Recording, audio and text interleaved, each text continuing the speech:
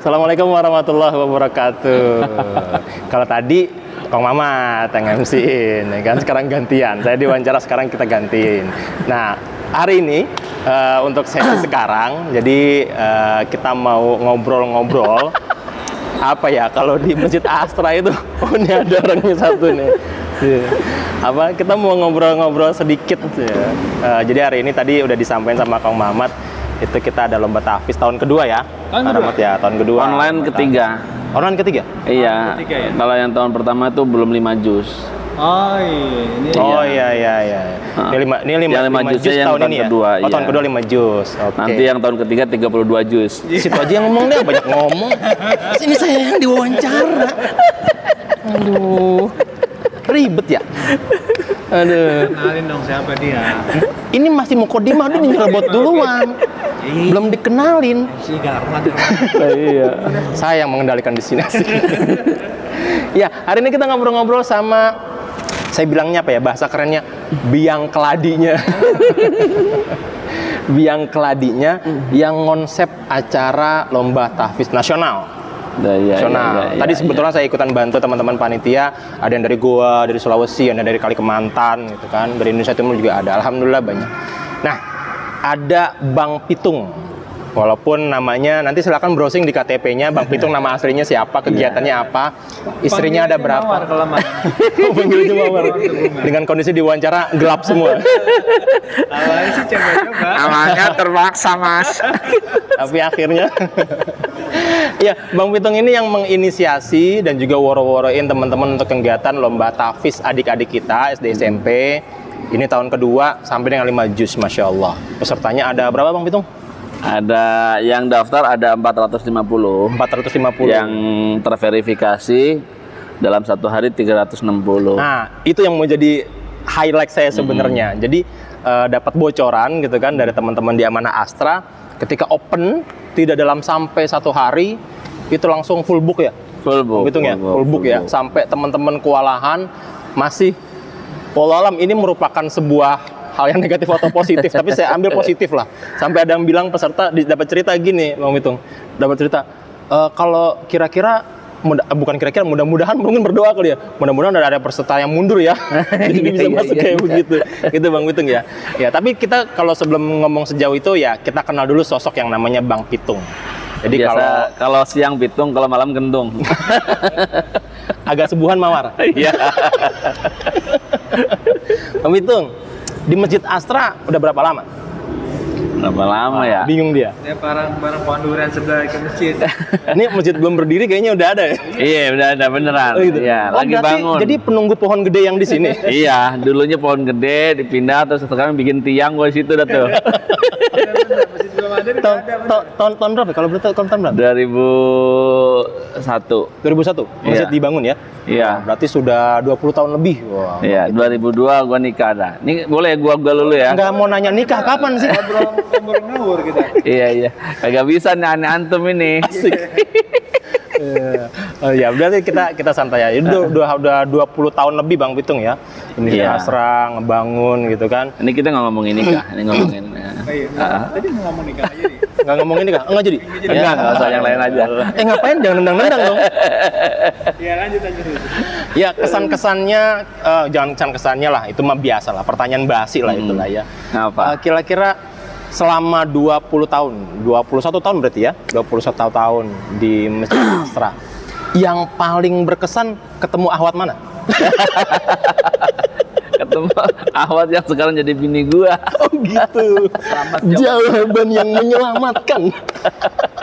Untung gua pinter. Maaf, bisa diedit Kak? Iya. Apa yang paling berkesan selama 21 tahun ini, Bang Pitung? Yang berkesan di Masjid Astra, Yayasan Amalia Astra, udah hampir 21 tahun itu adalah ya gue nggak ngerasa kerja di sini. Masya Allah. Iya, jadi perlu dikasih tahu ya. Ini sedikit bocoran. Ini pengakuan sendiri loh Bang Pitung. Nggak merasa kerja. Jadi datang. Jadi buat istrinya Bang Pitung, saya kasih tahu aja. Datang ke sini, gelar kasur tidur. Iya, ngopi, ya kan. Waktunya sholat, waktunya ngaji-ngaji, gitu kan. Iya. Nggak ngerasa kerja. Ini seriusan kagak berasa kerja gue. Iya. Kenapa sampai bisa menyatakan ya konteksnya amanah, dia ada pekerjaan tapi nggak ngerasa kerja. Ya gue jalannya seneng ya. Iya. Kita ngejalaninnya seneng-seneng aja bos, Alhamdulillah. gitu. Jalannya seneng-seneng aja. Dan dari memang kagak ada kerjaan yang berat di mari, nggak ada deadline, nggak ada apa ya kan. Satu lagi ini kerjaan yang orang lain nggak kepengin. Orang lain nggak kepingin. Iya. Terus kok bisa-bisanya situ kepengen? Iya karena gue lihat peluangnya nggak cuma gue doang. Aduh, luar biasa. Lah mana ada orang rebutnya kalau misalnya Om Jikri jadi GM kan sekarang ya. Oh, amin. Sekarang belum sih, belum. Lah kan Amin. pasti bawahannya kan kepengen jadi Oh, GM, iya. ya kan? Oke lah. Iya. Yang jadi supervisor bawahannya kepengen jadi supervisor. Oh iya, betul. Siapa yang pengen jadi marbot coba? Tapi kalau ketahuan pahalanya, weh. Ya amin dah, amin doang dah. Jadi Kita ibaratnya mah. mungkin tabir mata batinnya Bang Pitung ini sudah dibuka gitu. Nah, ya para kata, ya amin dah kalau begitu mah. Amin. Emang ngomong apaan? Kalau ngomong sama dia mah soleh aja bawaannya. Aduh, suka dukanya apa Bang Pitung? Tadi kan kesan yang paling berkesan itu nggak ngerasa kerja lah ya, karena memang secara lingkungan itu mendukung semua sehingga apa ya dijalanin udah nothing tulus aja lah ibaratnya. Udah Iya. kayak dari rumah ya balik lagi ke rumah gitu kan. Iya, Jadi nyaman-nyaman benar. aja. Ya di rumah juga ada musola, Iya. ada masjid, ya sama-sama Iya, aja sama-sama kemari. aja. Cuma bedanya 35 kilo aja dah. 35 kilo. Iya. 35 kilo. 35. Oh, Naik gitu. motor 1 jam Itu dari rumah yang setengah. sebelah mana 35 kilo? Depok dah. Depok. Naik mobil bisa 2 jam kalau macet. Ya, suka dukanya apa Bang Pitung? Sukanya ya pastinya alhamdulillah banyak ketemu orang baik dah. Alhamdulillah. Banyak ketemu orang baik, banyak ngurusin orang baik gitu kan. Dukanya apa? Nggak ada ya? Insya Allah Nggak ada kagak ada lah. Iya. Itu duka mah nggak ada. Dan duka kan bukan hal yang enak buat di sharing juga ya. Betul. Jadi betul. Telan sendiri aja dah. iya nggak ada lah istilah duka gitu. Duka paling kalau lagi di jalan ngantuk udah gitu doang. Happy terus gitu. Alhamdulillah. Oke, sekarang kita ngomongin yang lomba tahfiz nih, Bang Pitung nih, lomba tahfiz. Jadi apa namanya? Mungkin banyak lah ya, sudah mulai apa namanya membudidaya lah ya di televisi, membudaya sudah mulai di televisi. Adik-adik kita itu sudah banyak mulai fokus menghafal Quran. Dan ini menjadi inisiasi sendiri. Kira-kira inspirasi yang memang kuat untuk tetap dijalankan. Saya ingat kita online 3 tahun ya Bang Pitung ya. Udah 3 Tapi tahun, ya. 2019 ya kalau nggak salah. Kita sempat offline ya. Offline udah dan sebelum-sebelumnya udah Yang jalan di Agi, juga tapi offline, yang sendiri kan juga sempat Iya, itu gitu kan, dan ditingkatkan lagi levelnya naik Iya. terus. Awalan kita 1 juz, terus sempat 2 juz, terakhir sekarang 5 juz. 5 juz gitu. Dan animonya tetap alhamdulillah sepertinya juga makin luar biasa. Kalau kita bikin 30 juz kayaknya banjir juga. Iya, percaya, Iya. percaya, betul.